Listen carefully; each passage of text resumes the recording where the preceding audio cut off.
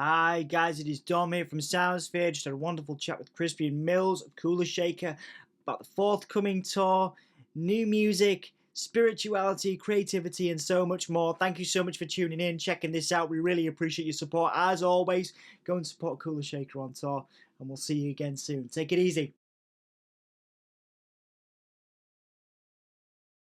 I wanted to sort of ask you, considering what you've achieved in your career, what is your relationship with success, Crispian? How do you understand that? Because I know that you've spoken in interviews previously about difficulties with fame and stuff, but by all definition, you have achieved success, right? You could support family, you can go on tour, which you're about to do, release these singles now. So what is your relationship with success as a term, Crispian, and how has that changed and developed since, K, for example, right up until now? Yeah, no, I think supporting a family is one of those ones is one of those measurements Mm, of how effective you're being. I'm not even going to use the word successful because it's loaded. yes. How effective you're being, and to be absolutely honest, it's a struggle. It's a struggle to look after your family, Mm, and every musician I know is, having to make massive compromises in terms of how much time they spend at home mm, versus, going away, going to sea and mm, disappearing, trying to, uh, in terms of success, I think that the moment of the show, the moment of connecting with the audience, mm. that is the measure of success, really, for me. That's where it's real and where I know where we are um, connecting with people and creating music and creating good vibes. That is the moment. Everything else really is very abstract. Yeah, yeah, yeah, absolutely. And obviously, you're still achieving, I guess the definition of musical success with, that, big audience, in terms of the streaming figures, obviously, sold out dates on that tour, Natural Magic obviously doing very well as well. So I'm going to ask you to define another word which you might find difficult. I don't know, but the idea of legacy. Kula Shaker has such a legacy in not only, making indie records, quality indie records, but also connecting with an audience. A lot of your music is about connection spiritually and otherwise. So I wonder, do you think of legacy as a dirty word, or is it something that you think about as an artist? I know you can't speak for the other members of the band, but do you think about your legacy and Cooler Shaker's legacy on a wider context? No, maybe I should start thinking in terms of legacy. There is definitely the word I'm hearing the word legacy used a lot in terms of the Mm, media, actually. mm, I'm mm, hearing that, you've got the 1%, you've got the 99%. You've got the 1% who have all the muscle in terms of the international reach, mm, the BBC or the Fox Newses or whatever. And mm, then you've got this massive new landscape of independent media, independent music journalism, independent, fan communities, mm, independent news, and actually that's the future. That is mm, the future. So I would definitely, in terms of legacy, I would align ourselves with the future rather than the past, mm, because that's the people people are there for the right reasons, I think, mm, actually. mm, Um, you look back at the sort of golden age of popular music. mm, It was driven by musicians, it was driven by music fans, mm, and then this thing happened from the sort of mid 70s onwards where it was so corporate, and even the great magazines like the NME and whatever, they were just owned by corporations, and they stopped being about music. They started becoming like sort of tabloids. How can we sell papers? mm. And musicians too, and it all became corporate. So I think it's returning back to a more people-based, fan-based approach, and that's good. And so Yeah, that's where we want to be. That's why it's so cool that we're all middle-aged now, but we've become indie artists again, an yeah. indie band. It's It, really cool, and we're yeah. happy here. Yeah, in the truest sense of the word, absolutely. And obviously, you're releasing these singles now and going on tour.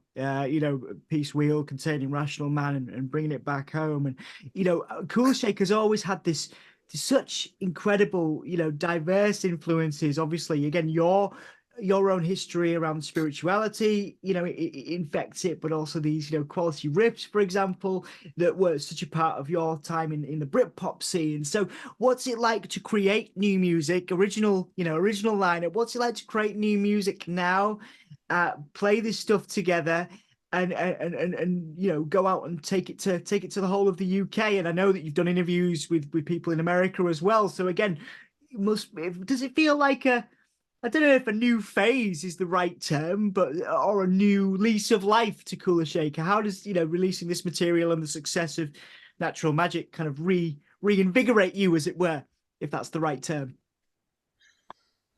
I think that when we reconnected with, well, there was two things coming through COVID mania, coming through the lockdowns and the trauma that Mm, everyone went through. It was mm, traumatic. Like, what is going on here? What's really going on here? mm. And how have we all managed to kind of lose the plot this badly? Yeah, yeah. And I think that when we came out of that with First Congregational Church of Eternal Love, that was pretty bold in terms of free hugs. Like, okay, we're going to go big in our concepts here, and we felt a real sense of timing and Kula Shaker being a good band to be part of for Mm, these times. And then when we're reconnecting with Jay, which was just a huge amount of luck. Jay, our organ player, our original organ player, who had kind of we'd all kind of like we'd had a hiatus. He'd gone off and got this sort of gig with Oasis, mhm, and he that was his bread and butter as well, as much of it being mm, an adventure. mm, And so we never thought we weren't really sure if we'd ever play with Jay again. And when mm. he came back, that was a massive lease of life. So Yeah, it does sort of feel like we've come full circle and the band's sort of been reborn in yeah. the 21st century, and making music is pretty exciting. Yeah, it's nice. It's nice to hear that excitement from you as well, because I know that you have so many fingers in pies, as it were. Obviously, you've got your background in film as well, and background in that form of art. So, how are you dividing your time at the moment? Because I heard you did an interview where you talked about doing a new series, I believe, with your longtime collaborator Simon Pegg, Technicolor Time Machine. I know you've got loads of irons in the fire, as it were, Crispian. So what is it like for you at the moment in terms of managing your time? Do you feel creatively fulfilled? Because it sounds like you're a very busy person right now. Yeah, the thing is about the type of work that I do is silly work. It's all high risk. It's high risk. It's high stakes gambling, and it's crazy. And I think that was something I realized as a kid growing up. A lot of the people that I saw around my family, people who were very, very respected, like Richard Attenborough. Hmm. I knew him because he's a friend of my grandfather's, and they were just gamblers. Hmm. They're obsessed with what they do, obsessed with film. Yeah.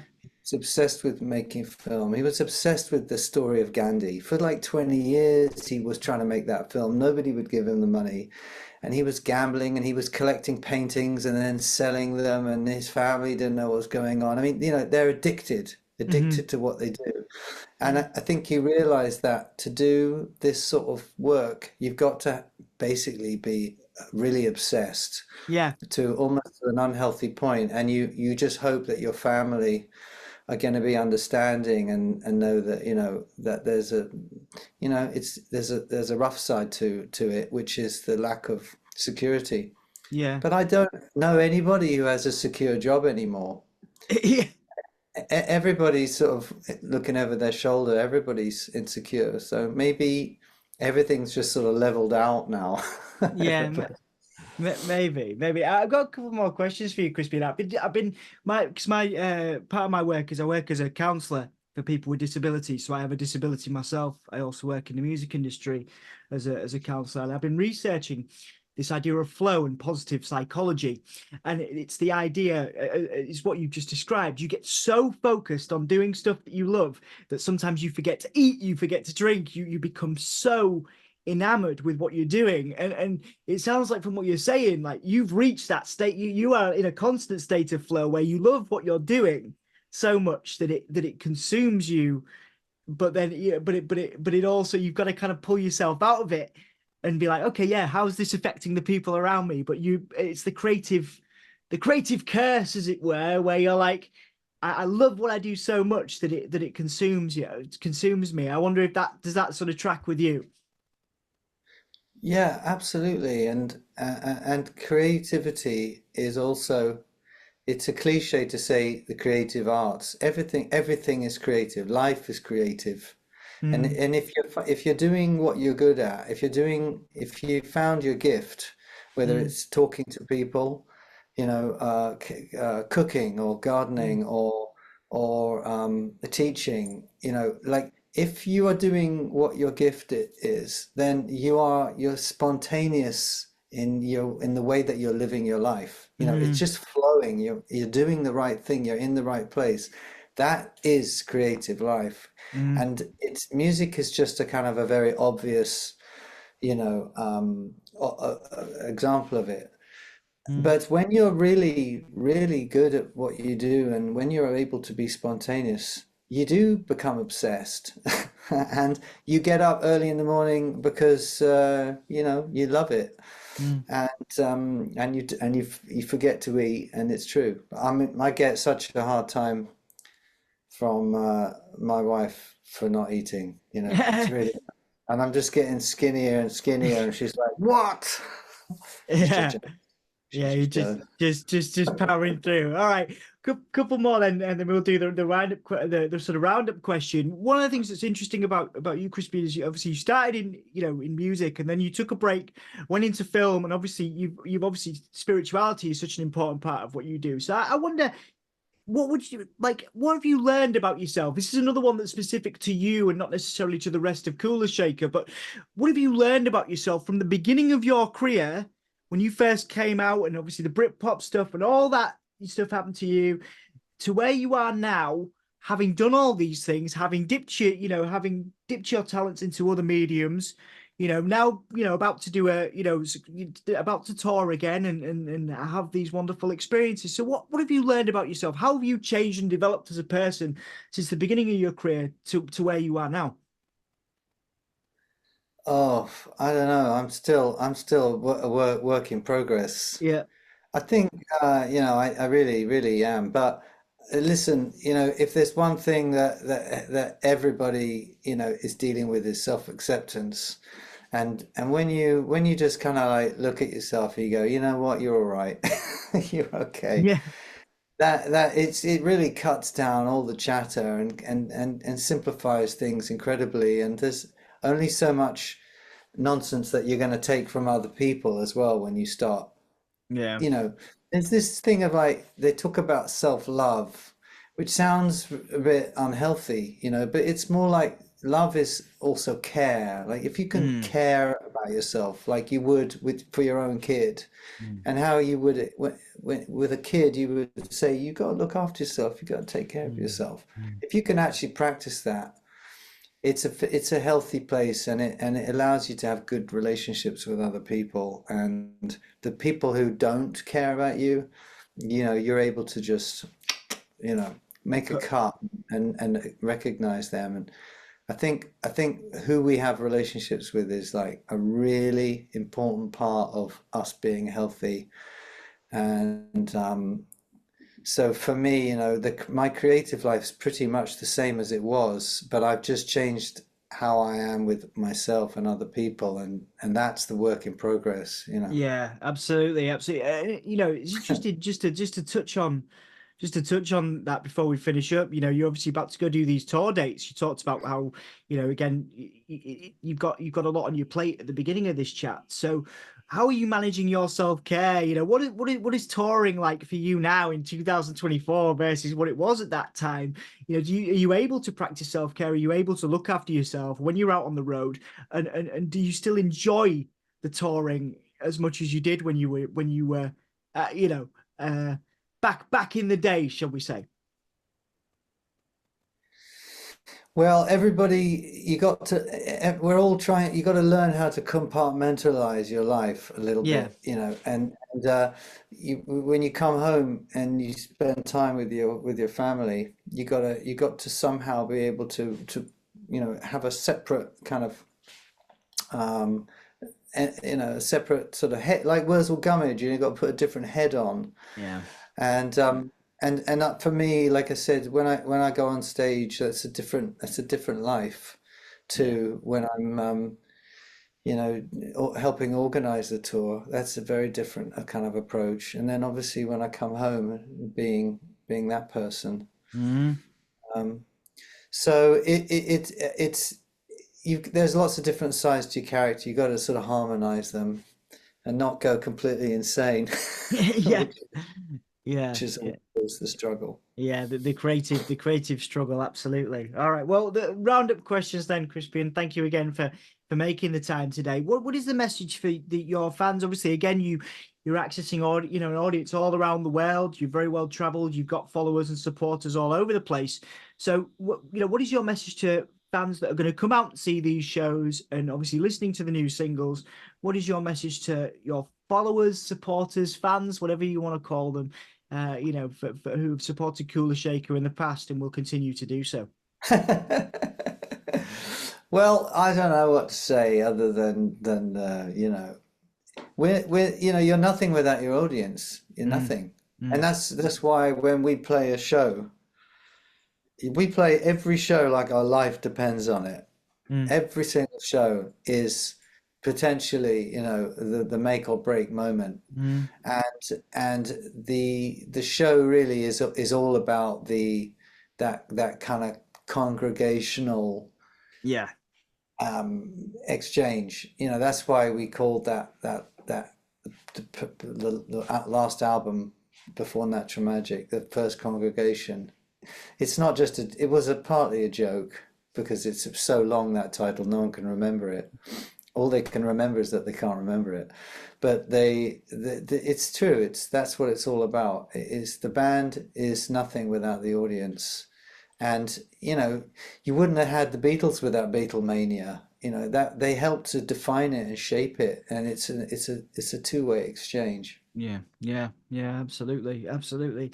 And as we round up and finish off now, um, you know, in terms of is there anything that you'd like to plug? Again, you're about to go on tour. You've obviously got, film projects coming up. Is there anything that I have missed today, that you would like to plug before we finish up?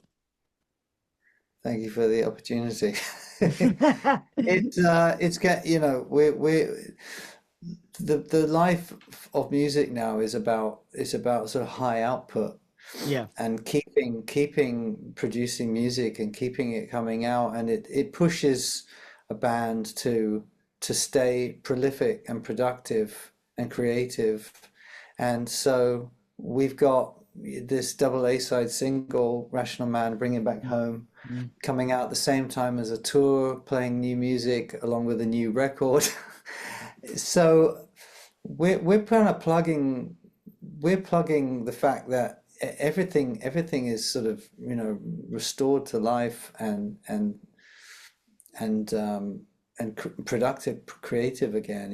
It's like and when we play Tapper and Govinda and these songs that we've been playing for mm, years, they don't feel old actually. They feel just as fresh as all the new stuff. mm. So it's a really good place to be, and as challenging as it is being independent, Yeah, there's a there's a sort of there's an energy to it that keeps you going. fantastic.